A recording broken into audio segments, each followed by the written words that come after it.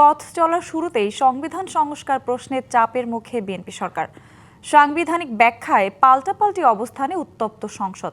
এমন বিতর্কের মাঝে জুলাই জাতীয় সনদ বাস্তবায়ন আদেশের বিষয়ে জামায়াতের দাবি সঠিক নয় বলে জানান আইন ও সংবিধান বিশ্লেষক ডক্টর শাহদিন মালিক।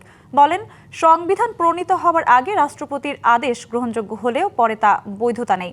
অন্যদিকে জামায়াতের আইনজীবী শিশির মনির বলেন, 1973 সালে ঢাকা বিশ্ববিদ্যালয় আদেশ সহ একাধিক আদেশ সংবিধান প্রণয়নের পর জারি করা হলেও তা আজও আইন হিসেবে কার্যকর রয়েছে। জনরায়কে সম্মান দিতে হবে, কিন্তু সেটা সাংবিধানিকভাবে দিতে হবে। এখানে ইমোশনের কোনো জায়গা নেই, রাষ্ট্র ইমোশন দিয়ে চলে না। গণভোট সহ একাধিক সাংবিধানিক বিষয়ে বিরোধী দলের দাবির মুখে এভাবেই সরকারের অবস্থান তুলে ধরেন স্বরাষ্ট্রমন্ত্রী। সংবিধান সংস্কার পরিষদের যেখানে অস্তিত্ব না থাকায় প্রধানমন্ত্রীও সেটা পরামর্শ দিতে পারেন না রাষ্ট্রপতিকে, রাষ্ট্রপতিও সেই অধিবেশন আহ্বান করতে পারেন না, বিধায় সে করেননি। সাংবিধানিক ইস্যুতে বিএনপির এই অবস্থান কতটা যৌক্তিক জানতে চাই আইন ও সংবিধান বিশেষজ্ঞ ডক্টর শাহদিন মালিকের কাছে। নগদ নিয়ে এলো হার না মানা হার অফার। সর্বনিম্ন 10,000 টাকা রেমিটেন্স নগদে পাঠালে থাকছে স্বর্ণের হার জেতার সুযোগ। সংবিধান সংস্কার পরিষদ করার জন্য আমি তো কোনো প্রয়োজনীয়তা দেখি না, কারণ সংসদ তো এখন যে সংসদ হয়েছে, সংসদে তো সংবিধান সংস্কার মানে সংশোধন করার, কিছু বাদ দেওয়া, কিছু যোগ করা সম্পূর্ণ অধিকার আছে। তো এই জন্য আরেকটা পরিষদ কেন হতে হবে তার কোনো যৌক্তিকতা আমার কাছেও স্পষ্ট না। সংবিধানের 92 অনুচ্ছেদের আলোকে রাষ্ট্রপতির অধ্যাদেশ জারির এখতিয়ার এবং জুলাই জাতীয় সনদের বৈধতা নিয়ে বিএনপির প্রশ্ন রয়েছে। রাষ্ট্রপতি অধ্যাদেশ জারি করতে পারেন যখন হাউস সেশনে থাকে না, আর্টিকেল 93 অনুসারে। সংবিধানের ধারা পরিবর্তন হবে বা সংবিধান পরিবর্তন হবে, এরকম কোনো বিষয় অধ্যাদেশের মাধ্যমে আসতে পারে না, সেটা জায়েজ নাই।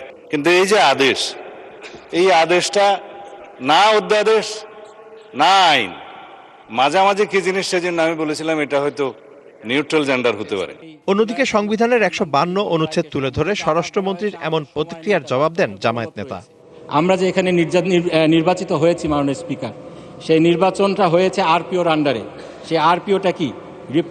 Representation of peoples order 1972। এটি একটি রাষ্ট্রপতির আদেশ। সুতরাং এটা বলার কোনো সুযোগ নেই যে রাষ্ট্রপতির আদেশ এটা আইন নয়।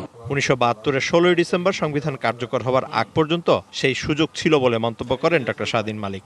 তখন তো সংসদ ছিল না। 10ই এপ্রিল 1971 স্বাধীনতা ঘোষণাপত্রে আছে, তো যতদিন সংসদ হবে না ততদিন রাষ্ট্রপতি আইন জারি করতে পারবেন।